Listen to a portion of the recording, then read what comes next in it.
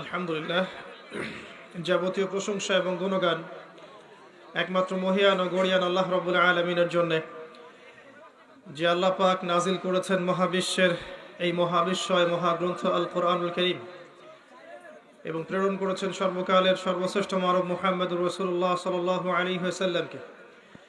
যে আল্লাহ পাক আজকে আমাদেরকে সুস্থ শরীরে অত্র মাহফিলে আসার তৌফিক দান করেছেন, সবাই শুকরিয়া আদায় করি, বলি আলহামদুলিল্লাহ। অগণিত অসংখ্য দরুদ এবং সালাত বর্ষিত হোক প্রিয় নবী মুহাম্মদুর রাসূলুল্লাহ সাল্লাল্লাহু আলাইহি ওয়াসাল্লামের প্রতি। আমরা দরুদ শরীফ পড়ি, আল্লাহুম্মা সাল্লি আলা মুহাম্মদ ওয়া আলা আলি মুহাম্মদ কামা সাল্লাইতা আলা ইব্রাহিম ওয়া আলা আলি ইব্রাহিম ইন্নাকা হামিদুম মাজিদ। আল্লাহুম্মা বারিক আলা মুহাম্মদ ওয়া আলা আলি মুহাম্মদ কামা বারাকতা আলা ইব্রাহিম ওয়া আলা আলি ইব্রাহিম ইন্নাকা হামিদুম মাজিদ। সম্মানিত উপস্থিতি, কেমন আছেন আপনারা? আলহামদুলিল্লাহ আলা কুল্লি হাল ওয়া ফি কুল্লি মাকান। বাদেশা থেকে দীর্ঘ সময় পর্যন্ত দিনের কিছু কথা শোনার এবং জানার জন্য এখানে বসে অপেক্ষা করেছেন। আমরা আপনাদের সবার প্রতি কৃতজ্ঞ। আল্লাহ পাক সবাইকে জাযায়ে খায়ের দান করুন, আমিন। যে অল্প সময় আমরা কথা বলবো, এই সময়টুকুতে আমরা মোবাইল ফোন, ভিডিও, ফটোগ্রাফি, আপোষে কথাবার্তা বলা, বিশৃঙ্খলা সৃষ্টি করা, এগুলোতে সময় নষ্ট করব না ইনশাআল্লাহু আযজা ওয়া জাল। যদি কারো কোনো প্রয়োজন থাকে তাহলে তিনি উঠে চলে যাবেন, অন্যকে ডিস্টার্ব করবেন না এবং মোবাইল ফোন নিয়ে এত ব্যস্ত হবেন না। যে লেকচারটা দিচ্ছি এটা মনোযোগ দিয়ে শুনুন। যদি ফোন নিয়ে ব্যস্ত থাকেন, লেকচারের টপিক বুঝতে পারবেন না এবং আমার কথা আপনার দিলে তাসির হবে না এবং আমার বক্তব্যের নূর নষ্ট হয়ে যাবে। আর যারা রেকর্ড করছেন, রেকর্ডিং কপিটা, যার রেকর্ডিং সবচেয়ে ভালো হবে আমাদেরকে গুগল ড্রাইভে দিয়ে দিবেন। যারা প্রচার করবেন ইউটিউবে, লক্ষ্য রাখবেন বক্তব্যের বিষয়বস্তু যেন পরিবর্তন না হয় এবং বিতর্কিত কোনো কথা না প্রকাশিত হয়। এমন কিছু প্রকাশ করবেন না যাতে দ্বীন ইসলামের ক্ষতি হয়ে যায়। ইচ্ছাকৃতভাবে করবেন না, অনিচ্ছাকৃতভাবে করবেন না। যদি ইচ্ছাকৃতভাবে কেউ করে, আল্লাহ রাব্বুল আলামিন তাকে পরকালে কিয়ামতের মাঠে ছেড়ে দিবে না ইনশাআল্লাহ তাআলা। তো আমরা অনুরোধ করব, এদিকে কথা হচ্ছে, আপনি একটু সাইলেন্ট থাকবেন। যাদের বসার জায়গা আছে বসে পড়েন, যদি বসার জায়গা পাচ্ছেন না কষ্ট করে দাঁড়িয়ে থাকেন, কোনো সমস্যা নাই। কারণ কিয়ামতের মাঠে আমাদেরকে 50,000 বছর দাঁড়িয়ে থাকতে হবে। কিয়ামতের মাঠে আমাদেরকে 50,000 বছর অপেক্ষা করতে হবে, এই জন্যে যে আল্লাহ পাক বিচার শুরু করছেন না কেন। তো সেই তুলনায় আমরা তো খুব বেশি কষ্ট করছি না এখানে, তাই কি? আপনারাও যেমন কষ্ট করে বসে আছেন, আমিও বিগত 2 দিন থেকে জার্নির উপর আছি এবং ঘুম, খাওয়া, বিশ্রাম এগুলোর কোনো বালাই নাই। এই কষ্টগুলো কার জন্যে? বক্তা এবং শ্রোতা সবার কষ্ট কার জন্যে?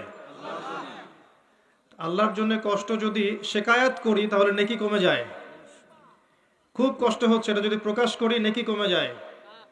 আর কষ্ট সবর করলে নেকি বাড়ে। কোনটা চাচ্ছেন? এক শ্রেণীর শ্রোতা আছে যারা বলে সামি'না ওয়া আতা'না, আমরা শুনলাম এবং মানলাম। আর এক শ্রেণীর শ্রোতা আছে বলে সামি'না ওয়া আসাইনা, শুনলাম কিন্তু মানব না। আপনারা কার অন্তর্ভুক্ত হতে চান? বেশিরভাগ এখানে ইয়াং জেনারেশন। তাই আমি চেষ্টা করব যে তরুণদের জন্য কিছু বলার জন্য, যাতে করে তাদের জীবনের উপকার হয় ইনশাআল্লাহ তাআলা। আমি আলোচনা শুরু করতে চাই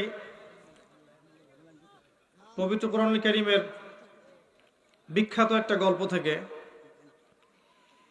যে গল্পটা আপনাকে একটা দর্শন দিবে, জ্ঞান তত্ত্ব দিবে। আর আমার বক্তব্য একটু মনোযোগের সাথে শুনতে হবে, গতানুগতিক হবে না।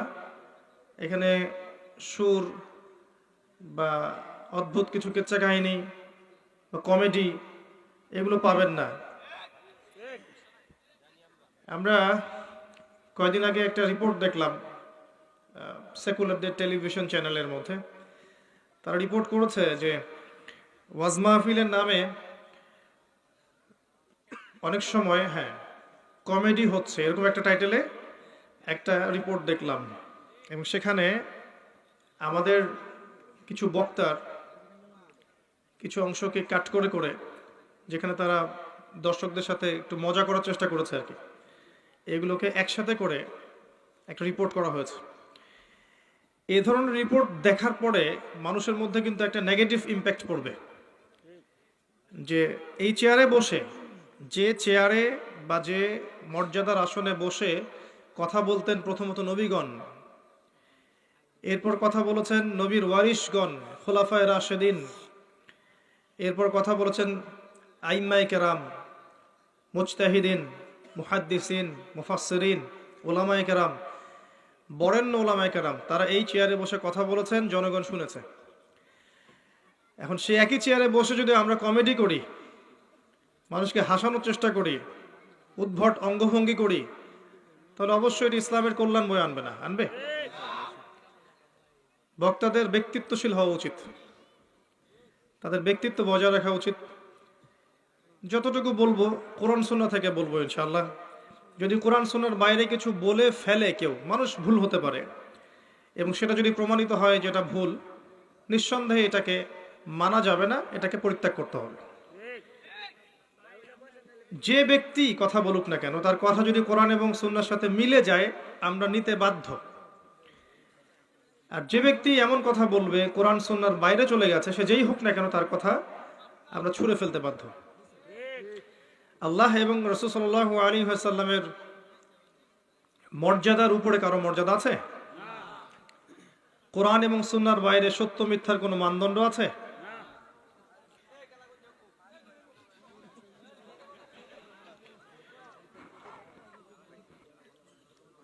এই যে একটা সেকেন্ড নষ্ট করলেন, এই সেকেন্ডের হিসাব কিন্তু আপনাকে দিতে হবে। আমি ওয়াজ মাহফিলের মানুষ নই, এই বছর প্রথম আমি দেশের জেলায় জেলায় সফর করার তৌফিক পেয়েছি আল্লাহর পক্ষ থেকে। এই মাহফিলে আমি সচরাচর সেমিনার করতাম, বা খুতবা দিতাম, বা ইসলামিক যে প্রোগ্রামগুলো থাকতো সেখানে লেকচার দিতাম, অথবা মসজিদ ভিত্তিক যে প্রোগ্রামগুলো হতো এগুলোতে কথা বলতাম।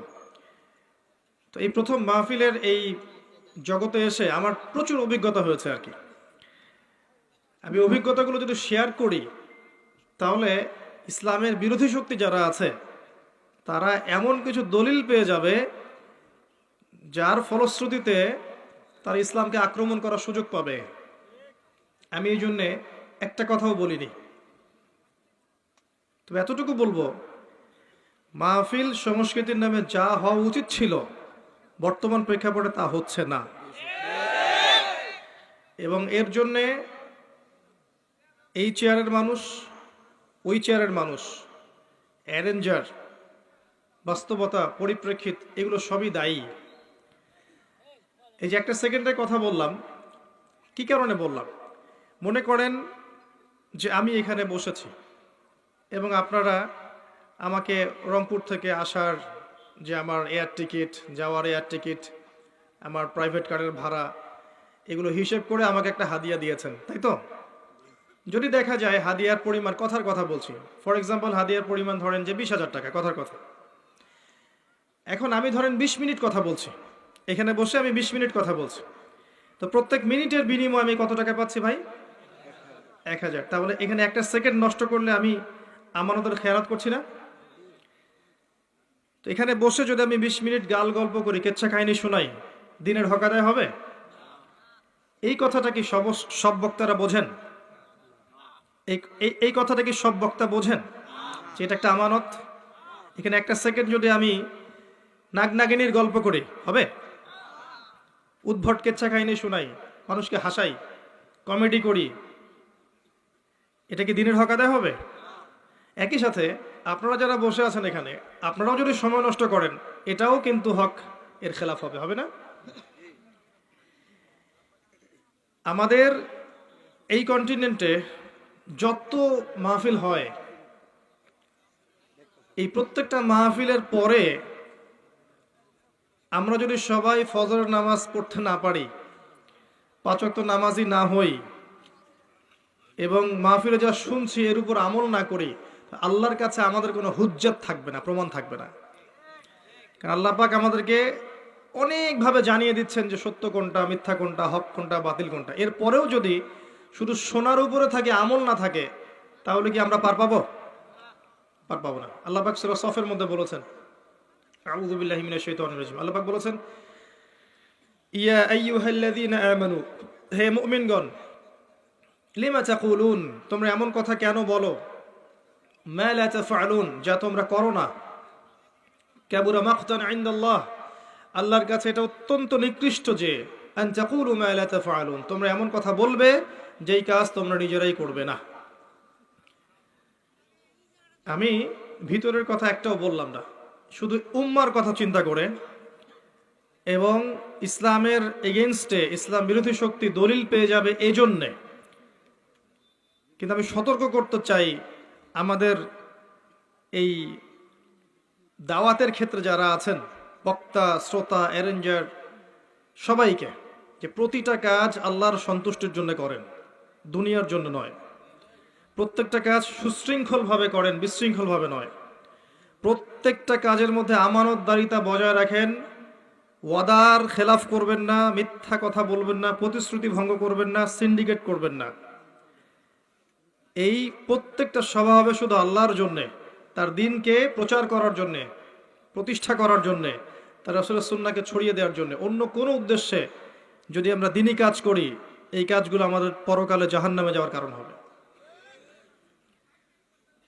যদি আমি শুধু এই উদ্দেশ্যে এখানে বসি যে আমাকে এই 3-4 মাস মাহফিলের পর মাহফিল করতে হবে, উদ্দেশ্য হচ্ছে আমার একটা জমি, একটা ফ্ল্যাট, তাহলে আমার এই কাজ পরকালে আমার জন্য জাহান্নামের আগুন হয়ে যাবে।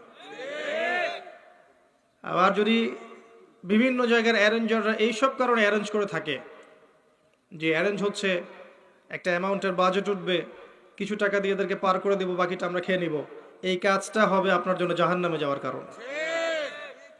অনেক বিষয় আছে, আমি বলবো না। সমাজদারকে লিয়ে ইশারা কাফে, একটা কথা আছে না?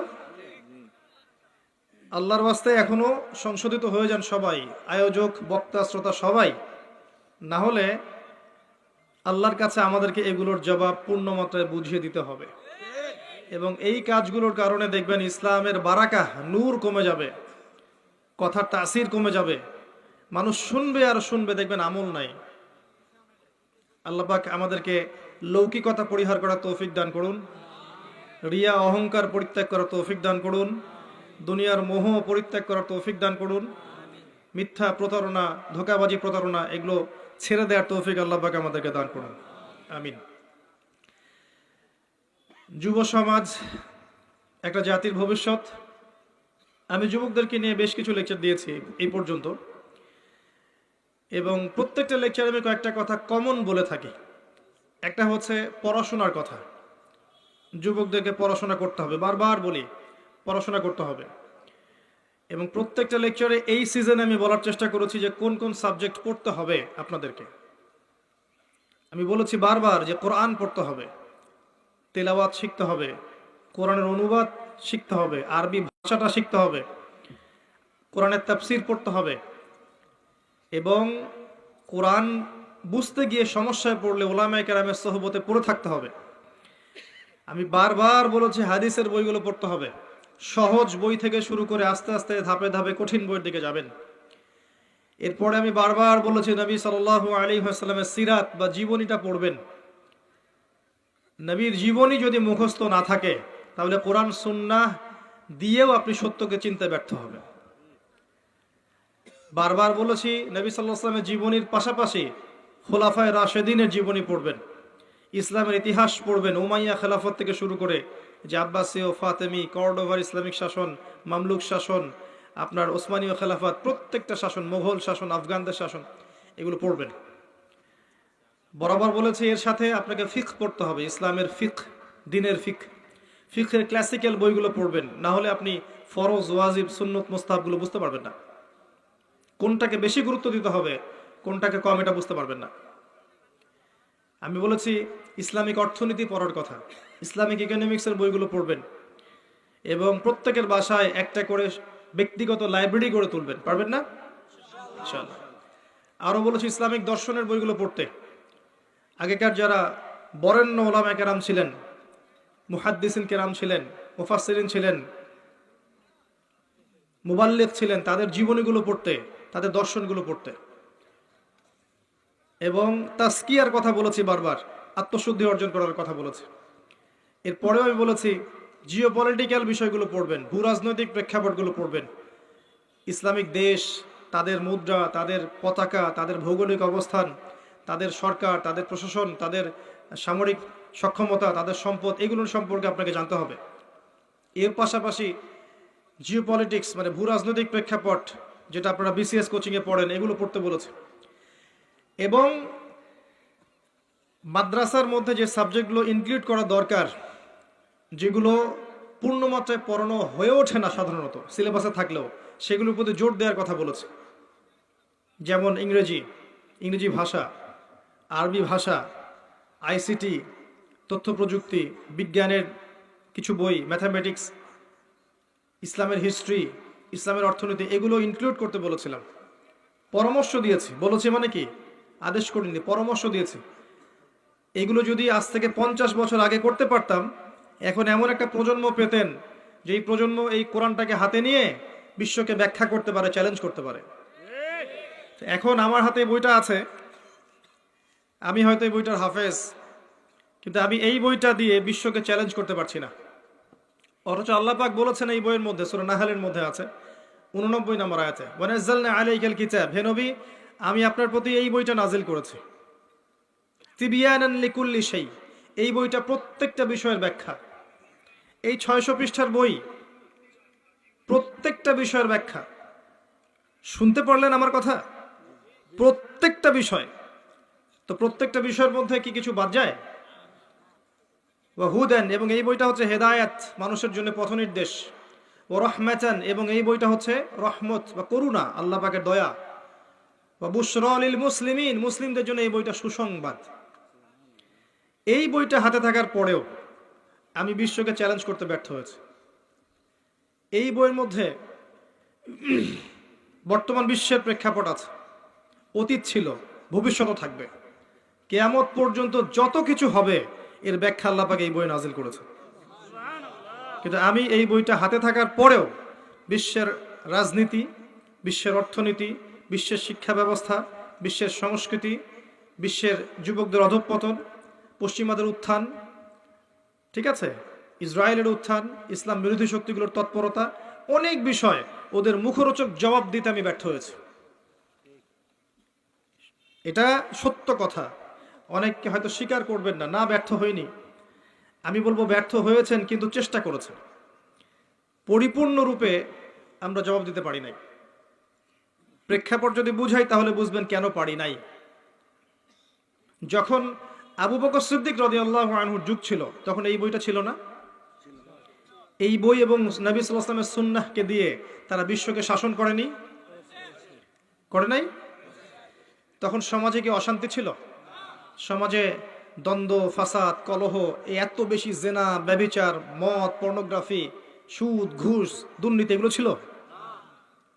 ওমর ইবনুল খাত্তাব রাদিয়াল্লাহু আনহুর যুগ যখন আসলো, তখন সমাজে ফিতনা ছিল, ফাসাদ ছিল, ইসলামের বিরুদ্ধে কেউ চোখ তুলে তাকানোর সাহস পেত? খেজুর পাতার সেই মসজিদে বসে, এই মাটির মধ্যে শুয়ে, খেজুর চাটাইয়ের উপর শুয়ে, মাটির উপর শুয়ে, ওই মাটির ওই কাঠের তখ্ত থেকে তিনি সারা বিশ্ব, অর্ধ বিশ্ব শাসন করেছিলেন, করেননি? এই বইটা কি সেই বই নয়? আচ্ছা, উসমান রাদিয়াল্লাহু আনহুর সময় খেলাফতের আয়তন কমে গেছে না বেড়েছে? সাইপ্রাস দ্বীপ থেকে শুরু করে একদম এই যে চাইনিজ কন্টিনেন্ট পর্যন্ত জয় করেছে মুসলিমরা, কার আমলে? উসমান রাদিয়াল্লাহু আনহুর আমলে। তখন এই বই ছিল না। আলী রাদিয়াল্লাহু আনহুর সময়েও মুসলিমরা অগ্রগামী হয়েছে, তবে ওই সময়টাতে একটু আপনার অভ্যন্তরীণ ক্রন্দল দেখা দিয়েছিল। উটের যুদ্ধ হয়েছে, সিফফিনের যুদ্ধ হয়েছে, খাওয়ারেজদের বিরুদ্ধে যুদ্ধ হয়েছে ইত্যাদি, কিন্তু ইসলামের খেলাফার এই যে শেল টিকে ছিল না। হাসান রাদিয়াল্লাহু আনহুর মাত্র 6 মাস, তারপর উমাইয়াদের শাসন, মুয়াবিয়া রাদিয়াল্লাহু আনহুর শাসন, এরপর আব্বাসীয়দের দীর্ঘ 100 বছরের বেশি শাসন, মামলুকদের, এদিকে ফাতিমিদের, কর্ডোভার মুসলিম শাসন, উসমানীয় খেলাফত, এই যে মুঘলদের, টোটাল বিশ্বের ইতিহাসটা দেখেন। তারা কি কোরআন এবং সুন্নাহকে দিয়ে বিশ্বকে ডিল করতে পারেন নাই? পারেন নাই? বিশ্বকে চ্যালেঞ্জ করতে পারেন নাই? ইসলাম তখন ইজ্জতের উপর ছিল না জলিল ছিল? এখন আসেন, এখন এই কোরআন এখন আছে না আমাদের হাতে? ওই নবীর সুন্নাহ আছে না? সেই আল্লাহ জীবিত না মারা গেছেন? ইন্নাল্লাহা হাইয়ুন লা ইয়ামুত, সেই আল্লাহ জীবিত, চিরঞ্জীব, কখনো মারা যাবেন? সেই নবীর সুন্নাহ কিয়ামত পর্যন্ত মারা যাবে? সেই বই আল কোরআন মুছে যাবে? এখন আপনি দেখেন আপনার অবস্থা। এখন আমরা সেই জাতি, ওই উমর রাদিয়াল্লাহু আনহুর সেই জাতি, আবু বকর সিদ্দিক রাদিয়াল্লাহু আনহু সেই জাতি, উসমান, আলী, খালিদ, হামজা, তাদের সেই জাতি আমরা। কিন্তু এখন আপনি দেখেন, আপনি এমন একটা জায়গায় বসে আছেন যে আপনার ধর্ম ইসলামের মধ্যে দলের অভাব নাই, শত শত দল, প্রত্যেকে বলছে আমি হকপন্থী, এবং তারা উম্মাকে বিভক্ত করে ফেলেছে, উম্মাকে টুকরা টুকরা করে ফেলেছে। এক দলের উপর আঘাত আসলে আরেক দল মিষ্টি বিতরণ করবে, একজন আলেম দায়ী বা বক্তার উপর বিপদ আপদ আসলে আরেকজন খুশি সেলিব্রেশন করবে ফেসবুক, ইউটিউবে। একজনের মাধ্যমে কিছু খেদমত হতে শুরু করলে তাকে টেনে কেমন করে নামানো যায় এই পায় তারা করতে থাকবে। মনের হিংসা, রিয়া, গীবত, তহমত, অহংকারের সংস্কৃতি চর্চা করতে করতে একদম কুলুবুনা সাত্তা আমাদের হৃদয়গুলো বিভক্ত হয়ে গেছে। একটা বিভক্ত জাতি কখনো বিশ্বকে চ্যালেঞ্জ করতে পারে? একবার খালি নবী সাল্লাল্লাহু আলাইহি ওয়াসাল্লামের যুগে সাহাবীদের মধ্যে একটু মনোমালিন্য হয়েছিল। একজন বলেছে আমি আনসার, একজন বলেছে আমি মুহাজির। পানি নিয়ে একটু দ্বন্দ্ব হয়েছে। আনসারী সাহাবী বলেছেন, হে আনসাররা তোমরা আসো, আমাকে সাহায্য করতে আসো। মুহাজির সাহাবী বলেছেন, হে মুহাজিররা তোমরা আসো, আমাকে সাহায্য করতে আসো। নবী সাল্লাল্লাহু আলাইহি ওয়াসাল্লাম এই দৃশ্যটা দেখে তার চেহারা একদম লাল হয়ে গেল রাগে। আমি বেঁচে আছি, তোমাদের মধ্যে আছি, এতেই তোমরা জাহিলিয়াতের কাজ শুরু করলে? তোমরা সবাই এক উম্মাহ, যদিও পরিচয় আছে মুহাজির এবং আনসার, তোমরা এক উম্মাহ, ওয়ান উম্মাহ। আমরা মুসলিমরা এক উম্মাহ নই? কেউ হানাফি ধরেন, কেউ শাফি, কেউ বেরলবি, কেউ আটরশি, কেউ মাইজ ভান্ডারি, কেউ জামাত তাবলিগ, সবাই মুসলিম না? নাকি শুধু হানাফিরাই মুসলিম, অন্যরা মুসলিম না? না তাবলিগরাই মুসলিম, অন্যরা মুসলিম না? না আহলে হাদিসরাই মুসলিম, অন্যরা মুসলিম না? সমস্যা কোথায়? কিন্তু দেখবেন অভ্যন্তরীণ ক্রন্দনের কারণে আমরা শক্তি হারিয়ে ফেলেছি। আর এই যে শক্তিটি এত মাত্রায় হারিয়েছি যে বিশ্বাস করেন বিশ্বের পরাশক্তিগুলো এখন আমাদেরকে অতটা মূল্যায়ন করে না। তারা জানে এরা বিভক্ত, এদের এক দলকে উস্কে দিলে আরেক দলের পিছনে এরাই লেলিয়ে দিবে। আমাদেরকে আসতে হবে না, খালি আমরা একটু উস্কে দিলে দেখবেন এক দল এক দলের ঘাড়ে কোপ দিচ্ছে। এই হচ্ছে আপনার ধর্মতাত্ত্বিক অবস্থা। এর পরেও দেখবেন আপনার ধর্মের মধ্যে তাওহীদের নামে শিরিক ঢুকে গেছে না? মুসলিমরা এখন শিরিক করছে না? করছে না? মুসলিমরা আল্লাহ ছাড়া অন্য কাউকে সেজদা করছে না? আল্লাহ ছাড়া অন্য কারো কাছে নজর মানত কোরবানি করছে না? মুসলিমরা আল্লাহ ছাড়া অন্য কারোর সামনে মাথা নত করছে না? আল্লাহর বিধান বাদ দিয়ে অন্য বিধান নিচ্ছে না? এগুলো মুসলিমরা করছে না? মুসলিমদের শিরক দেখেন, তাওহীদের মধ্যে শিরক থাকা কথা ছিল আমাদের তাওহীদের উপরে। যতদিন পর্যন্ত মুসলিমরা তাওহীদের উপর ছিল এই পৃথিবী তারা শাসন করেছিল। যখনই মুসলিমরা যে যুগেই তাওহীদ থেকে সরে গেছে তার অধঃপতন অতল তলে চলে গেছে। আল্লাহ পাক একটা দলকে পতন ঘটিয়ে অন্যদেরকে রাইজ করিয়ে নিয়ে এসেছেন। আল্লাহ পাকের সুন্নাত এটা, ইস্তাবদিল কওমান গায়রাকুম, একটা কওম যখন আল্লাহর আনুগত্য করবে না আল্লাহ ওটাকে সরিয়ে দিয়ে নতুন কওমকে নিয়ে আসবেন। সুম্মা লা ইয়াকুনু আমসালাকুম, তারা তোমাদের মতো হবে না। ধর্মের দিকে দেখেন, মুসলিমদের মধ্যেই সুন্নতের নামে বেদাত চালু হয়ে গেছে না? কত রকম বেদাত ঢুকে গেছে না? সুন্নত মনে করে সোয়াবের আশায় এই কাজগুলো করছে।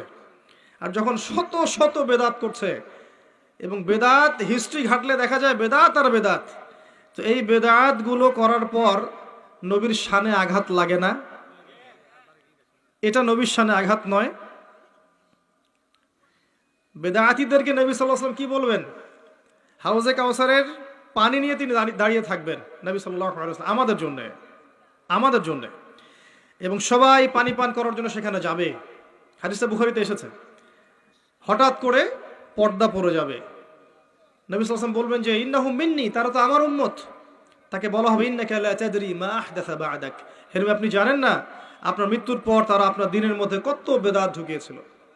তখন নবীজি বলবেন সাল্লাল্লাহু আলাইহি ওয়াসাল্লাম সুহকান সুহকান লিমান গায়্যারা বা'দি, দূর হয়ে যাও হতভাগার দল যারা আমার পরে শরীয়তকে বিকৃত করেছে।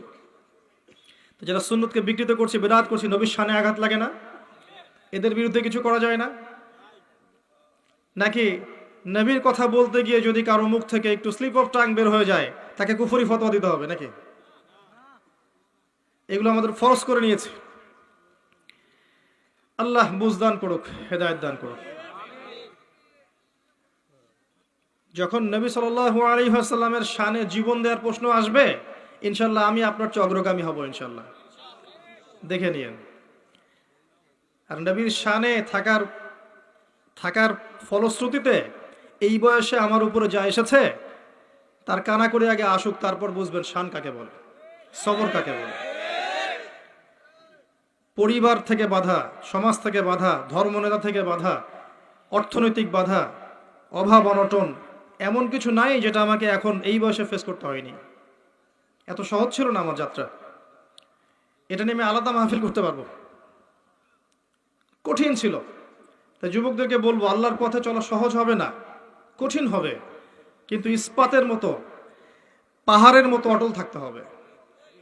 এত সহজ হবে না। আপনি যখনই দিনের দিকে আসবেন দেখবেন পরিবার থেকে বাধা পাচ্ছেন, পড়াশোনা করতে যাবেন কোথায় কি পড়বেন বুঝতে পারছেন না। দেখবেন আপনি যখন ভালো কিছু করবেন মানুষ সমালোচনা শুরু করবে, খালেস নিয়াতে কিছু করতে যাবেন আপনাকে গালি দিবে, মিথ্যা অপবাদ দিবে, তহমত দিবে, কত কি করবে। এবং আমাদের নবী সাল্লাল্লাহু আলাইহি ওয়াসাল্লামকেও প্রায় 15টা গালি দেওয়া হয়েছে। তার জীবনী পড়ে দেখেন, তাকে প্রায় 16 বার হত্যা করার চেষ্টা করা হয়েছে। এটা নবী করার সুন্নাহ। আপনি দেখবেন সমাজের মানুষ আপনাকে বাঁকা চোখে দেখছে, আপনার কাছের বন্ধুরা চলে যাচ্ছে, আপনার প্রিয়জনরা আপনাকে ভুল বোঝা শুরু করবে। দাড়ি রাখছেন কেন, ইসলামের দিকে আসছেন কেন, নামাজ পড়ছেন কেন, কি করছেন। মানুষ মনে করবে আপনি আগেই ভালো ছিলেন, এখনই হয়তো খারাপ আছেন, এরকম মনে করবে। পথটা বন্ধুর হবে, অনেক কঠিন হবে। আল্লাহর জন্য সবর করে কিছু আল্লাহর জন্য ছেড়ে দেওয়াটাই তাকওয়ার পরিচয়। আল্লাহর জন্য আমল অনেকে করতে পারে, কিন্তু আল্লাহর জন্য ত্যাগ স্বীকার সবাই করতে পারে না। আল্লাহ পাক এটা বলেছেন নবী সাল্লাল্লাহু আলাইহি ওয়াসাল্লামকে, কিন্তু ইন্না আতাইনাকাল কাউসার, মনে কষ্ট নিচ্ছ কেন হে নবী, আমি তো তোমাকে কাউসার দিয়েছি। তারা তোমাকে অনেক কিছু বলছে, তুমি এতে কষ্ট নিও না, আমি তোমাকে কাউসার দান করেছি, মহান মর্যাদা দিয়েছি। ফাসাল্লি লিরাব্বিকা ওয়ানহার, তুমি তোমার রবের জন্য সালাত পড়ো। ওয়ানহার মানে শুধু কুরবানি করো না, স্যাক্রিফাইস করো, ত্যাগ স্বীকার করতে থাকো। ইন্না শানিয়াকা হুয়াল আবতার, যারাই তোমার শত্রুতা করবে, হকের উপর তুমি আছো, যারাই তোমার শত্রুতা করবে হুয়াল আবতার, লেজ কাটা হয়ে যাবে, ধুলোয় উড়ে যাবে ইনশাআল্লাহ। হকের উপর আপনি থাকেন, যারা আপনাকে প্রতিবন্ধকতা সৃষ্টি করার চেষ্টা করবে আল্লাহ পাক স্বয়ং তাদেরকে ধুলো বানিয়ে উড়িয়ে দিবেন ইনশাআল্লাহ। এটাই আল্লাহর সুন্নাহ, যুগে যুগে এটাই হয়েছে। নূহ আলাইহিস সালাম, তিনি এবং তার অনুসারীরা আল্লাহ পাক বাঁচিয়েছেন না, তার বিরোধিতা যারা করেছেন তারা আছে, আল্লাহ ডুবিয়ে দিয়েছেন। আল্লাহ সুন্নাহ দেখেন। আদ জাতি, এই যে হুদ আলাইহিস সালাম, তার সঙ্গীদেরকে আল্লাহ পাক বাঁচিয়েছেন না, তার বিরোধিতাকারীদেরকে আল্লাহ পাক ঝড় দিয়ে উড়িয়ে দিয়েছেন। সামুদ জাতি, এই যে সালেহ আলাইহিস সালামের কওম, আল্লাহ পাক তাকে এবং তার অনুসারীদেরকে বাঁচিয়েছেন না, দুনিয়া আখিরাতে সম্মানিত করেছেন না, তার বিরোধিতাকারীদেরকে আল্লাহ পাক বজ্রপাত দিয়ে ধ্বংস করে দিয়েছেন। ফিরআউন, এর পুরো সুপার পাওয়ার, একদম মিলিটারি পাওয়ার আল্লাহ পাক একেবারে লোহিত সাগরে ডুবিয়ে দিয়েছেন না। আর মূসা আলাইহিস সালামকে আল্লাহ বিজয় দিয়েছেন। একই সুন্নাহ প্রত্যেক যুগে যুগে। ইব্রাহিম একা ছিলেন, আল্লাহ বলেছেন তুমি একাই একটা উম্মাহ। ইব্রাহিম তুমি একাই একটা উম্মাহ। আল্লাহর কাছে হকপন্থীর দাম আছে, সংখ্যা গরিষ্ঠতার দাম নাই। হকের দাম আছে, সংখ্যা গরিষ্ঠতার দাম আল্লাহর কাছে নাই। আল্লাহ দেখবেন হক কোনটা। 1 কোটি মানুষ যদি বলে যে সুদ হালাল হালাল হালাল, কোশ্চিনকালে হালাল হয়ে যাবে না। একটা মানুষ দাঁড়িয়ে যদি বলে সুদ হারাম, হারামই থাকবে। এটাই আল্লাহর সুন্নাহ, এটাই হক। ওয়াকুলিল হাক্কু মির রাব্বিকুম, হক তোমার রবের পক্ষ থেকে আসে। ফামান শাআ ফালইউমিন, যার ইচ্ছা হয় ঈমান আনুক, ওয়া মান শাআ ফালইয়াকফুর, যার ইচ্ছা হয় অস্বীকার করুক। ইন্না আতাদনা লিযালিমিনা নারান, আমি জালেমদের জন্য নার, আগুন প্রস্তুত করে রেখেছি। আহাতা বিহিম সুরাদিকুহা, একেবারে ঘিরে ধরবে আগুন ওদেরকে। ওয়া ইস্তাগীথু মাআন ইউগাসু কালমুহলি ইয়াশউিল ওয়ুজুহ, এমন পানি দেওয়া হবে ওদেরকে, পানি চাইলে ওই সময়, যে পানি ঢালা মাত্রই সব দেহ ঝলসে যাবে মুক্ত। নাউযুবিল্লাহ। তো আল্লাহ পাক হকের মানদণ্ড দিয়েছেন, আল্লাহর পক্ষ থেকে যা আসে একই সুন্নাহ, ইব্রাহিমের সুন্নাহ সেম। তাকে আল্লাহ পাক বিজয় দিয়েছেন, নমরুদকে ধ্বংস করেছেন। আসেন এই যে মুহাম্মদ সাল্লাল্লাহু আলাইহি ওয়াসাল্লামের যুগে আসেন, এই যে আবু লাহাব, আবু জেহেল, উতবা সাহেব আছে? কার অস্তিত্ব আছে? নাই। বদর কূপে লাশ পাওয়া গেছে, পাওয়া যায়নি। মুহাম্মদ সাল্লাল্লাহু আলাইহি ওয়াসাল্লাম এবং তার আদর্শ কিয়ামত পর্যন্ত টিকে থাকবে ইনশাআল্লাহ। এটাই রাসূলের সুন্নাহ, আল্লাহর সুন্নাহ, এগুলোই। অতএব আপনি হকের উপর থাকলে বিভিন্ন দিক থেকে বাধা পাবেন। এই সময়টাতে যদি আপনি সবর করতে পারেন, আল্লাহর পথে চলতে পারেন, ধৈর্য ধরতে পারেন, আল্লাহর জন্য সব সয়ে নিতে পারেন, ইনশাআল্লাহ দুনিয়াতে আল্লাহ সম্মানিত করবেন, পরকালে জান্নাতের টুকরা দান করবেন ইনশাআল্লাহ। আর পরকালের সাফল্যই চিরস্থায়ী। বাল তুসিরুনাল হায়াতাদ দুনিয়া, তোমরা এই দুনিয়াকে প্রাধান্য দিয়ে থাকো, ওয়াল আখিরাতু খায়রু ওয়া আবকা, কিন্তু পরকাল চিরস্থায়ী এবং উত্তম। তো অ্যাজ এ ইয়াং স্পিকার আমি এটা বলছি যে তরুণরা যারা দিনের পথে আসবেন, প্রত্যেক ধাপে ধাপে আপনাকে প্রতিবন্ধকতা ফেস করতে হবে।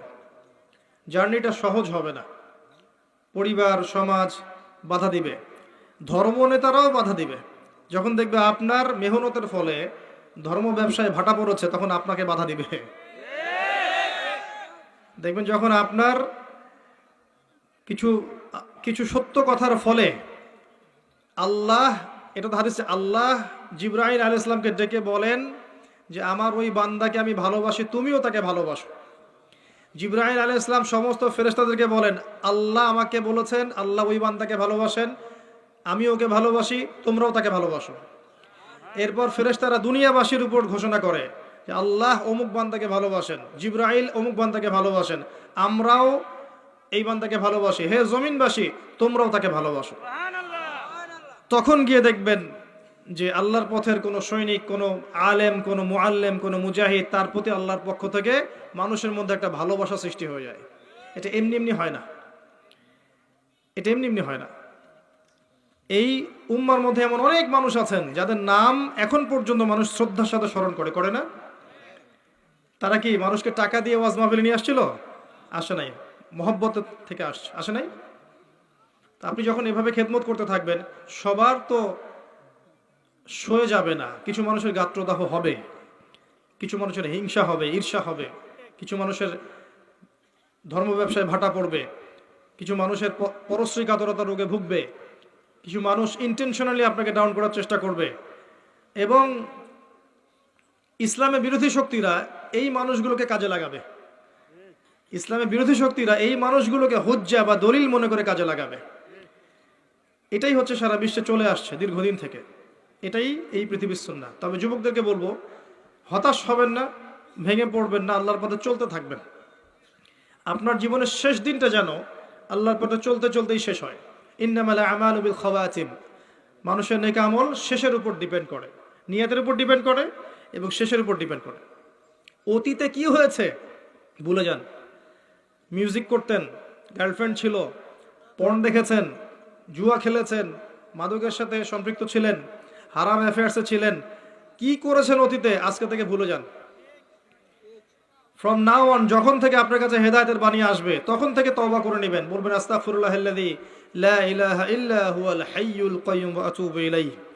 এটা বলে ওযু করবেন, 2 রাকাত সালাত পড়বেন, 2 চোখের পানি ফেলে দিয়ে আল্লাহর কাছে কান্নাকাটি করবেন, আল্লাহর কাছে চাইবেন আল্লাহ আমাকে পুরো জীবন, আগামী পুরো জীবন দিনের উপর পাহাড়ের মতো অটল থাকার তৌফিক আমাকে দান করো এবং আমার দ্বারা তুমি এই উম্মার খেদমত কবুল করো। এরপরে আপনি ফিল করবেন যে আল্লাহ আপনার সাথে আছে আর কেউ আপনার সাথে নাই। ঠিক এরপর আপনি ফিল করবেন যে আল্লাহ আপনার সাথে আছে আর কেউ সাথে নাই। পরিবার ভুল বুঝতে পারে, গার্লফ্রেন্ড ছেড়ে চলে যাবে, আপনার চাকরি চলে যাইতে পারে, আপনার ব্যবসায় লস হতে পারে, আপনার এই সামাজিক প্রতিবন্ধকতার শিকার হতে পারেন। হ্যাঁ, আপনাকে বিভিন্ন মানুষ ভালো মন্দ আজে বাজে টাইটেল দিতে পারে, জঙ্গি হয়ে গেছে, সন্ত্রাসী হয়ে গেছে ইত্যাদি বলতে পারে। এবং ধর্মনেতারাও বাধা দিতে পারে আপনাকে। যখন আপনি শিরকের বিরুদ্ধে বলবেন, বেদাতের বিরুদ্ধে বলবেন, হারামের বিরুদ্ধে বলবেন, আপনি যখন এই সারা বিশ্বের যে প্রতারণা চলছে পশ্চিমাদের এগুলোর বিরুদ্ধে বলবেন, অভ্যন্তরীণ বাহ্যিক সমস্যাগুলো তুলে ধরবেন, তখন চতুর্দিক থেকে আপনার উপর অক্টোপাসের মতো আঘাত আসবে। দেন ইউ উইল রিয়েলাইজ, তখন আপনি ফিল করবেন যে আপনি হকের উপর আছেন এবং আপনার সাথে কেউ নাই, আল্লাহ আছেন। আর আল্লাহ যদি আপনার সাথে থাকেন, এই দুনিয়াতে ইজ্জত দেওয়ার মালিক আল্লাহ এবং পরকালে জান্নাত দেওয়ার মালিক কে? আল্লাহ। এটাই হচ্ছে মূল কথা আর কি। এই পথটা যারা সার্ভাইভ করতে পারবে, রাসূল সাল্লাল্লাহু আলাইহি ওয়াসাল্লাম দুইটা সুসংবাদ দিয়েছেন। একটা হচ্ছে যে একটা হাদিসে নবী সাল্লাল্লাহু আলাইহি ওয়াসাল্লাম বলেছেন যে 7 শ্রেণীর মানুষকে আল্লাহ রাব্বুল আলামিন কিয়ামতের মাঠে তার আরশের ছায়ায় ছায়া দিবেন। ওই দিন ওই ছায়া ছাড়া অন্য কোনো ছায়া থাকবে না। তার মধ্যে এক শ্রেণী হচ্ছে সেই যুবক যে তার নিজের যৌবনকালটাকে আল্লাহর পথে বিলিয়ে দিয়েছে। এই সুযোগটা কি দাড়ি পাকা মানুষদের আছে? এখন আপনাদের সামনে আছে। এই কথাটা শুনছেন আপনি, আপনার কান পর্যন্ত পৌঁছে গেল। এরপরে ডিসিশন ইজ ইয়োর্স। আপনার রাস্তা আপনি বেছে নেবেন। ওয়াহাদাইনাহুন নাজদাইন, আমি দুইটা পথ দেখিয়েছি, ইম্মা শাকিরা ওয়া ইম্মা কাফুরা। ইচ্ছা হলে কৃতজ্ঞ হও, ইচ্ছা হলে অকৃতজ্ঞ হও। আল্লাহ আপনাকে ফোর্স করবেন না, লা ইকরাহা ফিদ্দিন। আল্লাহ পাক ঘাট ধরে আপনাকে নামাজি বানাবেন না। এখন আপনার সিদ্ধান্ত নিতে হবে যে আপনি কি করবেন। আল্লাহর জন্য বাঁচবেন না শয়তানের জন্য বাঁচবেন? যদি শয়তানের জন্য বাঁচেন, তাহলে আপনি দুনিয়াতে বাড়ি গাড়ি, টাকা পয়সা, জমি জমা, ব্যাংক ব্যালেন্স, স্ট্যাটাস সবই পাবেন ইনশাআল্লাহ। আল্লাহ পাক সেগুলো আপনাকে খুশি হয়ে দিবেন না, ফিতনা, রাগ হয়ে দিবেন। আর যদি আপনি আল্লাহর জন্য বাঁচেন, তখনও আপনি বাড়ি পাবেন, গাড়ি পাবেন, নেকার স্ত্রী পাবেন, প্রশান্তি পাবেন, হেদায়েত পাবেন, কোরআন পাবেন, নূর পাবেন, সব কি সম্মানও পাবেন। এগুলো আল্লাহ পাক আপনাকে খুশি হয়ে দান করবে ইনশাআল্লাহ। কোনটা যাচ্ছেন, আল্লাহ সন্তুষ্টি না অসন্তুষ্টি? এখন প্রশ্ন হচ্ছে যে যারা আমরা তরুণ আছি, আমাদের ফিউচারটা কি, আমরা কিভাবে আগাতে পারি? প্রথমে বুঝতে হবে আপনাকে, ওই যে প্রথমে আলোচনা শুরু করলাম, এই যে বইটা আমার হাতে আছে, এই বইটা থাকার পরেও আমি বিশ্বকে ডিল করতে পারছি না। আপনাকে আগে বুঝতে হবে যে আপনি কোথায় আছেন। প্রথমে আপনাকে বুঝতে আপনি কোথায় আছেন। 1 নাম্বার, ধর্মতাত্ত্বিক দৃষ্টিকোণ থেকে দেখাচ্ছে আপনি এমন একটা জায়গায় আছেন যে মুসলিমদের মধ্যে শতদা বিভক্ত দল আছে। বিভিন্ন দল আপনাকে ফ্ল্যাগ নিয়ে ডাকছে, আমার কাছে আসো, জান্নাতে সার্টিফিকেট পাবা, এবং বলবে সবাই আমার ফর্ম পূরণ করো, এটা হক, জান্নাত আমার, তোমার লিজ লাগলে নিয়ে যাও। ভাবখানা এমন হবে। কেউ কেউ এমন বলবে যে আমরা চূড়ান্ত সহি, এর উপর কোনো সহি নাই। ওই সহির মধ্যেও দেখবেন আবার আরো 4-5টা দল। তখন আবার কি করবেন? সহি এ, সহি বি, সহি সি, সহি ডি, এরকম হবে। সবাই বলবে যে আমি হক। ওয়ালা তাকুনু মিনাল মুশরিকিন, মুশরিকদের অন্তর্ভুক্ত হয়েও না। আল্লাযীনা ফাররাকু দীনাহুম ওয়া কানু শিয়া, যারা তাদের দ্বীনকে ভেঙে টুকরা টুকরা করেছে। কুল্লু হিজবিন বিমা লাদাইহিম ফারিহুন, প্রত্যেক হিজব বা দল তাদের কাছে যা আছে এটা নিয়ে উৎফুল্ল থাকে। এই হচ্ছে বাস্তবতা। আল্লাহ পাক বলেছেন ওয়া'তাসিমু বিহাবলিল্লাহি জামিআ, একসাথে আল্লাহর রজ্জু শক্ত করে ধরে থাকো। ওয়ালা তাফাররাকু, বিভক্ত হয়ে যেও না। ওয়ালা তাফাররাকু, বিভক্ত হয়ে যেও না। বাল নাহনু ফাররাকনা, কিন্তু আমরা বিভক্ত হয়ে গেছি। আল্লাহ বলেছেন ওয়ালা তাফাররাকু, বিভক্ত হয়েও না, কিন্তু আমরা কি করেছি? বাল ফাররাকনা, আমরা বিভক্ত হবই। কি করবেন এখন? সহজ সলিউশন দিচ্ছি। যারা বিভক্ত তারা সবাই মুসলিম। এদের মধ্যে কিছু আছে স্পষ্ট শিরকি আকীদা আছে, স্পষ্ট কিছু বেদাতি আকীদা আছে। স্পষ্ট শিরক, স্পষ্ট বেদাত, স্পষ্ট কুফর ছেড়ে দেন, বাকিদের কথা চিন্তা করেন। এরা সবাই মুসলিম। এই প্রত্যেক মুসলিম কমিউনিটির ভালো জিনিসগুলো আপনি গ্রহণ করে নেন। প্রত্যেক মুসলিম কমিউনিটির ভালোটুকু আপনি নিয়ে নেন, খোলা মনে নেন। মৌমাছির মতো হন, জ্ঞান অর্জন করতে গিয়ে মৌমাছির মতো হন। ওই শুধু মাছির মতো হবেন না যে শুধু নোংরার মধ্যেই বসে, না। মৌমাছি যেখানে মধু সেখানে যাবে, তাই না? আপনিও সবার ভালোটুকু নেবেন, খারাপটুকু ছেড়ে দিবেন। সহজ না জিনিসটা? এবং সবাইকে ভাই মনে করবেন। ইসলাম বৈচিত্র্যময়, একই বিষয়ে একাধিক মাসআলা থাকতে পারে। আপনি একটা ফলো করলে বাকিদেরকে শ্রদ্ধা করতে শিখুন, ঠিক আছে, ওরও হয়তো দলিল আছে, আমার দলিলটা আমার কাছে বেশি স্ট্রং মনে হয়, আমি এটা পালন করছি। এর মানে এই না যে আমি সঠিক, ওই বাতিল, এমন মনে করবেন না। পুরো উম্মাহকে একটা দেহ ভাবতে শিখুন। শুধু আমাদের দেশের মুসলিমদের কথা বলছি না, যদি ইয়েমেনের কোনো মুসলিম বাচ্চাকে বোম মেরে হত্যা করা হয়, আপনার মন যেন কাঁদে। যদি মিয়ানমারের কোনো মুসলিমকে মেরে হত্যা করা হয়, আপনার মনটা যেন কাঁদে। অ্যাটলিস্ট প্যালেস্টাইনে যদি হত্যা করা হয়, আপনার মনটা যেন কাঁদে। Iraq, Iran, Lebanon, Jordan, Syria, যে আফগানিস্তান, পাকিস্তান, সমস্ত জায়গায় মুসলিমদেরকে তো হত্যা করা হয় অমুসলিমদের কর্তৃক, আপনার মনটা যেন কাঁদে যে আমাদের উপর জুলুম হচ্ছে। যদি মন না কাঁদে, বুঝবেন মন মরে গেছে, নাই মন, কলব নাই, ডেড, প্যারালাইজড। প্যারালাইজড রোগী দেখেছেন? প্যারালাইজড রোগীর একটা অঙ্গ মনে প্যারালাইসিস হয়ে গেছে, ওখানে আঘাত করলে কি ব্যথা পায়? এখন আমাদের পুরো বডি প্যারালাইসিস হয়ে গেছে, এক জায়গায় আঘাত করলে আরেক জায়গায় আর ব্যথা লাগে না। তো নবীজি বলেছিলেন সাল্লাল্লাহু আলাইহি ওয়াসাল্লাম, এই উম্মাহ একটা দেহের মতো, যার একটা অংশে আঘাত পেলে অন্য অংশ কি হয়? ব্যথা অনুভব করে। এখন সেটা আমরা করি? খুব কম মানুষই করে। বরং বরং খুশি হয়, বরং মিষ্টি বিতরণ করে, বরং মনে করে না ঠিকই হয়েছে, ওর সাথে হওয়া উচিত ছিল, এরকম মনে করে। তারা বুঝতে পারে না যে যা হয়েছে তাদের সাথে, সেটা কাল তার সাথেও হবে। এটা সে বুঝতে পারে না, কারণ তার দৃষ্টি অন্ধ, তার বাহ্যিক চোখ আছে, ভেতরে কোনো চোখ নাই। ভেতরের চোখ দিয়ে দেখলে বুঝতে পারতো, আজ যা আমার সাথে হয়েছে কাল আপনার সাথেও হতে পারে। তাই এত আত্ম অহমিকায় প্রফুল্ল হবেন না, অন্যের কষ্ট দেখে খুশি হবেন না। কারণ যারা ইসলামের প্রকাশ্য শত্রু, তারা কখনোই আপনাকে ওই মাযহাবি বা সংগঠন বা দল তরিকার এই মানদণ্ডে বিচার করবে না, ভৌগোলিকতা, জাতীয়তাবাদের মানদণ্ডে বিচার করবে না। তারা দেখবে আপনি লা ইলাহা ইল্লাল্লাহ কালিমা পড়েন কিনা, দ্যাটস অল। এটাই হচ্ছে সারা ওয়ার্ল্ডে, এটা আপনার বর্তমান অবস্থা। এরপরে আরো দেখেন, আপনার অবস্থাকে বুঝেন। আপনার যত মিডিয়া আছে দেখবেন, সমস্ত মিডিয়ার ম্যাক্সিমাম 99% দেখবেন আজকে অন্যদের হাতে, পশ্চিমাদের হাতে। এবং যখন তাদের হাতে, তখন দেখবেন আপনি দিনকে রাত বানানো সম্ভব, রাতকে দিন বানানো সম্ভব। সত্য মিথ্যা হয়ে যাবে, মিথ্যা সত্য হয়ে যাবে। পৃথিবীর সবচেয়ে জালেম তাকে উপস্থাপন করা হবে এবং নোবেল প্রাইজ দেওয়া হবে।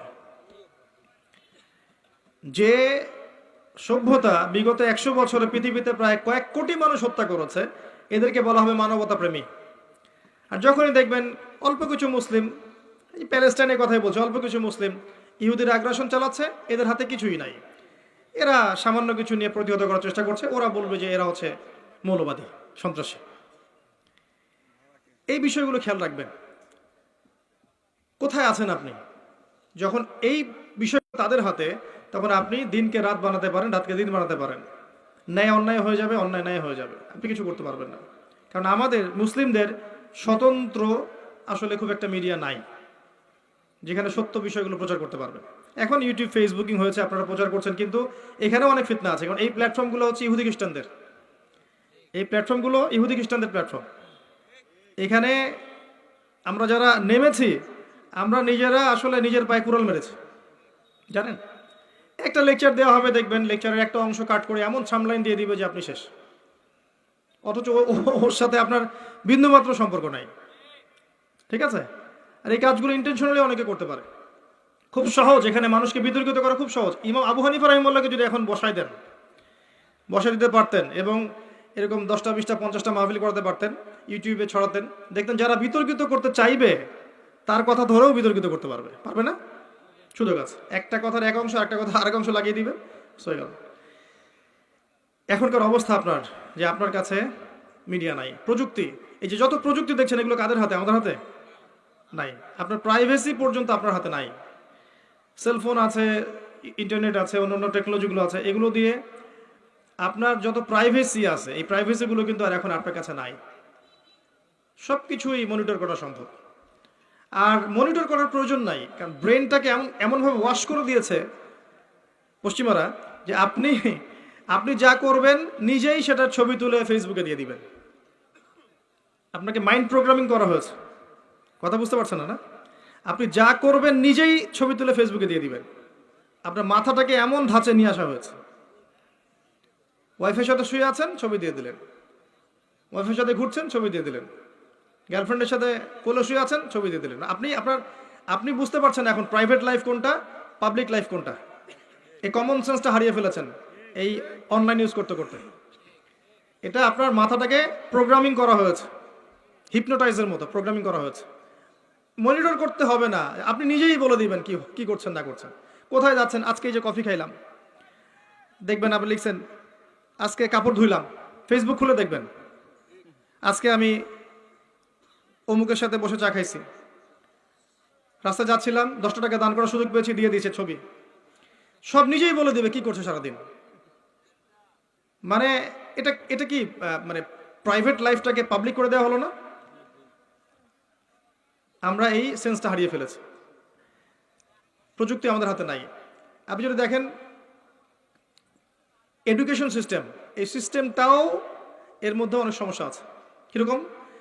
আপনি জেনারেল লাইনে পড়লে আপনি এদিকে পড়তে থাকবেন 10 বছর 20 বছর 30 বছর, দেখবেন যে আপনি ইসলামের বেসিক অনেক জিনিস শিখতে পারেন নাই, তাই না? এমনকি দেখবেন আপনি হয়তো বিশুদ্ধ করে কোরআন তেলাওয়াত করা, 100টা হাদিস মুখস্থ করা, কোনটা ফরজ কোনটা ওয়াজিব সুন্নত মুস্তাহাব, অনেক বিষয় আপনি বুঝতে পারবেন না, পড়াশোনা করার সুযোগ পান নাই। এমন নয় সিলেবাসের মধ্যে নাই, সিলেবাসের মধ্যে আছে, কিন্তু আপনি পড়ার তৌফিক পাচ্ছেন না। ধর্ম বই আছে না স্কুলে, কলেজে আছে না, কিন্তু আপনি দেখবেন পড়ছেন না, আপনি অন্যদিকে বেশি ফোকাস করছেন, তাই না? মাদ্রাসায় যান, এখানে আপনি পড়ছেন মাশাআল্লাহ, দাওরা ফারেক করছেন, কিন্তু দেখবেন বাস্তবিক অর্থে আপনি ইংরেজিতে পিছিয়ে থাকছেন, সায়েন্সে পিছিয়ে থাকছেন, আইসিটিতে পিছিয়ে থাকছেন, ইকোনমিক্স বুঝছেন না, ফিলোসফি পলিটিক্যাল সায়েন্স বুঝতে পারছেন না।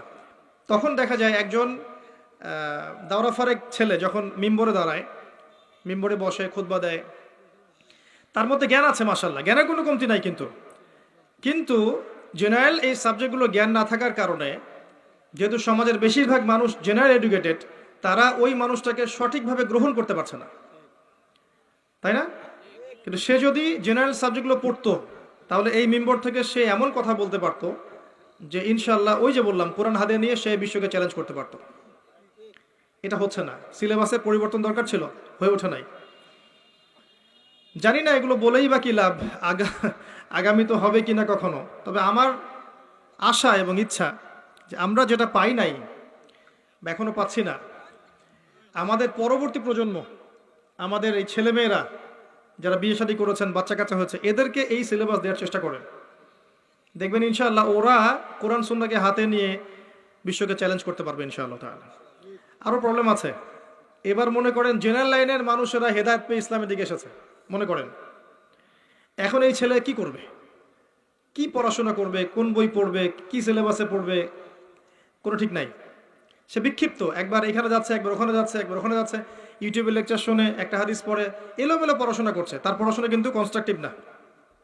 এখন আমাকে উত্তর দেন, যারা আলেম ওলামা আছেন উত্তর দেন, এই হিউজ জেনারেল লাইনে যারা পড়া মানুষ হেদায়েত প্রাপ্ত হয়ে ইসলামের দিকে এসেছে, আবেগ আছে, তওবা করেছে, আল্লাহর পথে চলার চেষ্টা করছে, এদেরকে এডুকেটেড করার জন্য কি পদক্ষেপ গ্রহণ করেছে বলেন? এদেরকে কি আলেম বানানো যাবে না? সম্ভব না? ওদের মাথায় কিচ্ছু নাই? কোনো কোনো ক্ষেত্রে তো ওরা অনেক কিছু আপনাদের চেয়ে ভালো বোঝে। হ্যাঁ, জিও পলিটিক্স ওরা ভালো বোঝে, ইকোনমিক্স ওরা ভালো বোঝে, ইংরেজি ওরা ভালো বোঝে, আইসিটি ওরা ভালো বোঝে। এখন এদেরকে কি করবেন? এরা কি সমাজের আবর্জনা হয়ে থাকবে? কয়টা প্রতিষ্ঠান আছে যেখানে এই বিশাল সংখ্যক জেনারেল মানুষদেরকে নিয়ে 5 বছর 6 বছর 10 বছর, আচ্ছা 10 বছর গেলাম না, 2 বছর 3 বছর 4 বছর 5 বছর এরকম মেয়াদি কোর্স লঞ্চ করা যেত না, যার মধ্য দিয়ে তারা মৌলানা হয়ে বের হতো? সম্ভব ছিল না? কয়টা মাদ্রাসা এটা আছে? ইনিশিয়াল পদক্ষেপগুলো নিচ্ছেন না, কিন্তু সমালোচনা করার সময় ঠিকই করছেন। ওই ছেলেটা কিভাবে দিন শিখবে যদি আপনি সহযোগিতা না করেন, এরকম প্রতিষ্ঠান না গড়ে তোলেন, কোর্স লঞ্চ না করেন, এরকম মাওলানা কোর্সগুলো লঞ্চ না করেন? তাহলে ও কি আলেম হওয়ার অধিকার রাখে না? নাকি কোরআন সুন্নাহ শুধু আলেমদের জন্য, জেনারেলদের জন্য নয়? কি এই সমস্যাগুলো তুলে ধরাটা কি আমার অপরাধ? আল্লাহ বোঝার তৌফিক দান করে। এখন এই জেনারেল মানুষটা কি হবে জানেন? যেহেতু আপনি কনস্ট্রাকটিভ কোনো ডাইরেকশন দিচ্ছেন না, এই জন্য যারা উগ্রবাদী দর্শনে বিশ্বাস করে, জেনারেল একটা ভাইকে ডাকবে, জিহাদের 4-5টা আয়াত শোনাবে, এর মাথাটাকে ওয়াশ করে দিয়ে দেবে। বুঝতে পারছেন কথা? একজন বেদাতীয়কে ডাকবে, বেদাতের যে আয়াতগুলো আছে এগুলো পড়ে পড়ে পড়ে ওর মাথাটা ওয়াশ করে দিবে, ও দেখবেন ওই পথে চলে গেছে। ওকে যে কোনো দিকে তখন মোটিভেটেড করা সম্ভব, কারণ ওকে আপনি কনস্ট্রাকটিভ সিলেবাসে পড়াশোনা করাতে পারেন নাই। ব্যর্থতা কার? আমার। আল্লাহ বোঝার তৌফিক দান করে। আরো সাজেশন দিচ্ছি, শোনেন। এই যে মাহফিল নিয়ে এত সমস্যা অনেকের, সবার না, একটা সিলেবাস করে দেন রাষ্ট্র থেকে, যেখানে প্রত্যেকটা বিষয় থাকবে। এই যে বিসিএস যেমন আছে, বিসিএস অনেকগুলো বিষয় আছে না, এই সিলেবাসে কোরআন, হাদিস, অ্যারাবিক ল্যাঙ্গুয়েজ, আরবি সাহিত্য, আপনার ফিক, উসুল ফিক, আপনার যে ইসলামের ইতিহাস, ইসলামী অর্থনীতি সব ঢুকাই দেন, দিয়ে একটা সিলেবাস করে দেন, দিয়ে বিসিএস এর মতো একটা পরীক্ষার আয়োজন করেন, যেই পরীক্ষায় জেনারেল এবং মাদ্রাসা উভয় ব্যাকগ্রাউন্ডের স্টুডেন্টরা অংশ নিতে পারবে, সবার জন্য উন্মুক্ত। একটা নির্দিষ্ট সীমা দেন, বয়স সীমা দেন, এই বয়স হতে হবে, এই ডিগ্রি থাকতে হবে, তারপরে পরীক্ষা অংশ নিতে পারবে। করে দেন, করার পরে 2টা 3টা 4টা ধাপে পরীক্ষা নেন, written viva, written viva, written viva.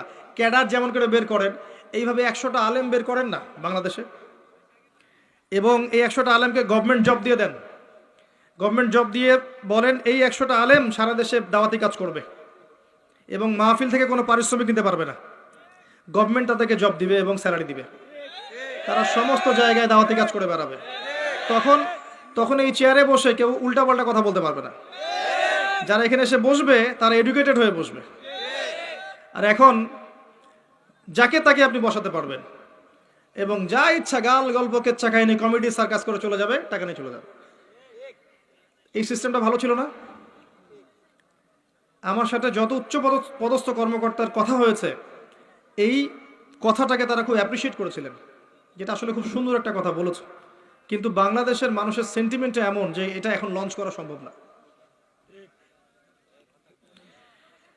যদি আপনি এরকম 100টা মুসলিম ক্যাডার বের করতে পারতেন, দাঈ ইলাল্লাহ, যাদেরকে দিয়ে আপনি সারা দেশে এবং দেশের বাইরেও দাওয়াতি কাজ করাবেন, তাহলে একই কথা একই ভাষায় সবাই কথা বলতো, এবং বিভক্তি ছড়াতো না, ইখতিলাফ ছড়াতো না, সুন্দর হতো, জিনিসগুলো ব্যালেন্সড হতো। এটা মাদ্রাসা জেনারেল সবার জন্য উন্মুক্ত করে দিতেন, তারপর দেখতাম যে আসলে কে কত ভালো করতে পারে, তারপরে আসেন। এবং এখানে ইসলামিক সাবজেক্টের সাথে অন্য সাবজেক্টও থাকবে, ভূগোল থাকবে, জিওপলিটিক্স থাকবে, ইকোনমিক্স থাকবে, ইংরেজি থাকবে, সব থাকবে। এরপরে আসেন পরীক্ষা দিতে, দেখি কার জ্ঞানের দূর কত দূর। শুধু ডিগ্রি সার্টিফিকেট দিয়ে নয়, আর শুধু এই চিরায়ত একটা ট্রেডিশন আছে যে আমি অনেক বড় আলেম, আমি অনেক কিছু জানি, এই বিষয়গুলোকে দিয়ে নয়।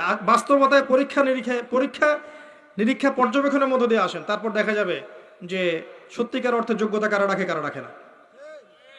দেখবেন তখন এমন অনেক মানুষ উঠে আসবেন যারা ইসলামিক নৈতিকতা প্রাপ্ত এবং জেনারেল ব্যাকগ্রাউন্ড থেকে উঠে আসছে, মাশাআল্লাহ। তা আমি একটা কথা বলতে গিয়ে এদিকে আসলাম যে জেনারেল ভাইরা যারা উঠে আসছেন, তাদের পড়াশোনা করার খুব একটা ক্ষেত্র নাই কনস্ট্রাকটিভ। তাই আমার পরামর্শ হচ্ছে, আপনারা মাদ্রাসায় ওস্তাদদের সোহবতে যান, যেভাবে প্রাইভেট পড়েন সেভাবে একটা একটা করে বই মাদ্রাসার টিচারদের কাছে পড়তে থাকেন। মিজান থেকে শুরু করেন, মুনসাহিব পড়েন, নাহু পড়েন, হেদায়েতুন নাহু পড়েন, আস্তে আস্তে করে উঠতে থাকেন। হাদিসের কিতাবগুলো পর্যন্ত যান, দেখবেন একটা লেভেলে গেলে আপনি কিন্তু গবেষণা করতে পারবেন ইনশাআল্লাহ। এছাড়া আমি দেখছি না অন্য কোনো অপশন আপনার সামনে। করতে চান জ্ঞান দিয়ে, আর কোনো অপশন আমার জানা নাই।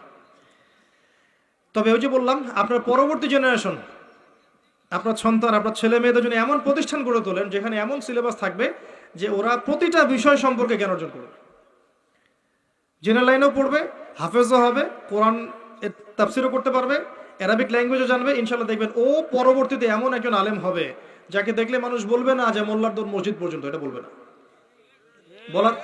বলার সাহসই পাবে না ইনশাআল্লাহ তাআলা। যুবক ভাইদের প্রতি ফার্স্ট নসিহত হচ্ছে এই জিনিসটা, এডুকেটেড হন, পড়াশোনা করেন, আপনার অবস্থানটা বোঝেন।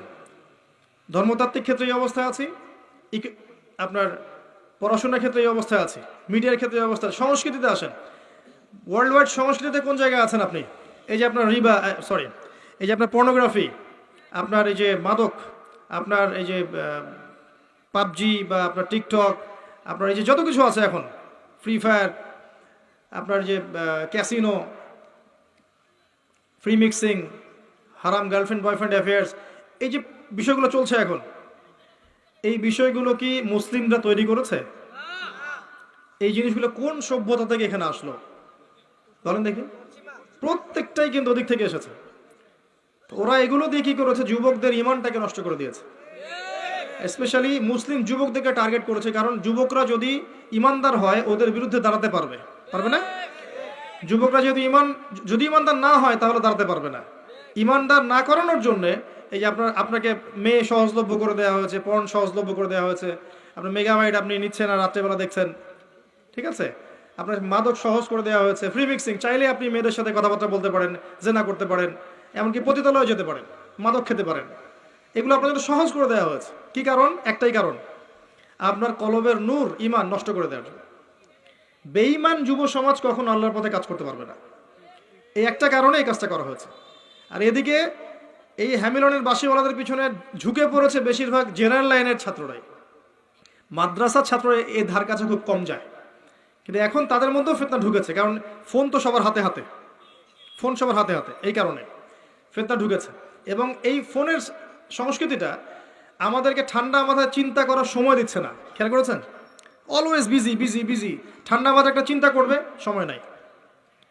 তো এই বিষয়গুলো খেয়াল রাখবেন। আরেকটা বিষয় বলবো যে জিওপলিটিক্যাল একটা বিষয় বলবো। পুরো বিশ্বের নিয়ন্ত্রণ আপনার মিডিয়ার, প্রযুক্তির, অস্ত্রশস্ত্রের, পারমাণবিক অস্ত্রের, পলিটিক্সের, ইকোনমিক্সের নিয়ন্ত্রণ কিন্তু নিয়ে নিয়েছে প্রশ্নবাড়াই। এদের আন্ডারে এখন আমরা আসলে অসহায়ের মতো পড়ে আছি বিগত 100 বছর থেকে। এই জায়গায় আরেকটা বড় ইস্যু হচ্ছে ইকোনমিক ইস্যু, কারণ ইকোনমি তারা নিয়ন্ত্রণ করেছে সুদের মধ্য দিয়ে। ইকোনমি নিয়ন্ত্রণ করেছে এবং আপনার রক্তগুলো চুষে চুষে খেয়েছে ওরা।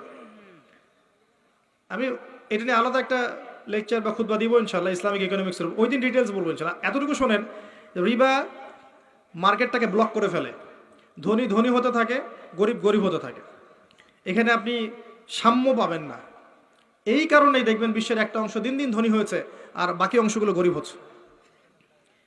এরপরেও আছে বোগাস কিছু মনিটরি সিস্টেম, যার মধ্য দিয়ে সম্পদের মান কমিয়ে দেওয়া হয়েছে।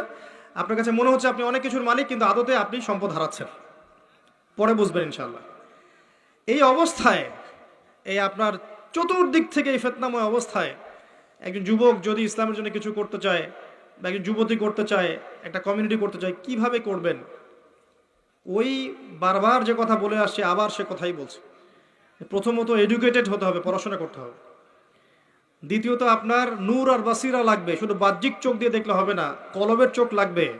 আর কলবের চোখ জিন্দা করতে হলে আপনাকে আল্লাহর স্মরণ বেশি বেশি করতে হবে, নামাজ বেশি বেশি পড়তে হবে, জিকির বেশি বেশি করতে হবে, তেলাওয়াত বেশি বেশি করতে হবে, মৌতকে স্মরণ করতে হবে, অহংকার, হিংসা, বিদ্বেষ, গীবত, তহমত ছেড়ে দিতে হবে।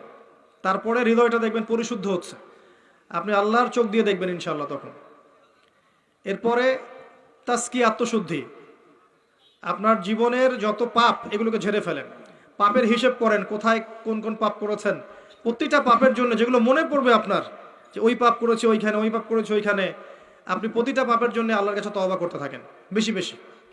যখন দেখবেন আপনার পাপ মনে পড়ছে না, পাপগুলো মনে পড়ছে না, বুঝে নেবেন হয়তো বা আল্লাহ পাক আপনার সব পাপ আমলনামা থেকে মুছে দিয়েছে, এই কারণে হয়তো মনে পড়ছে না, হতে পারে। বেশি বেশি ইস্তেগফার করেন। এরপরে আপনি হালাল রিজিক খোঁজেন, হারামে যায় না। ছোট্ট ব্যবসা করেন, চাকরি করেন, কিন্তু হালাল খোঁজেন, হারামে যায় না, সুদে যায় না, ঘুষে যান না, আপনি যে দুর্নীতিতে যায় না, প্রতারণা যায় না। ব্যবসা করবেন নবীর পদ্ধতিতে করেন, চাকরি করলে তার পদ্ধতিতে করেন, হালালে থাকেন। হালাল রিজিকের ব্যবস্থা হয়ে গেলেই আপনি ভবিষ্যতের জন্য কিছু সম্পদ জমানোর চেষ্টা করেন। আর সম্পদ জমানোর ক্ষেত্রে সতর্ক থাকবেন, এমন কোনো ক্ষেত্রে সম্পদ জমায়েন না যেটা সাস্টেইনেবল না।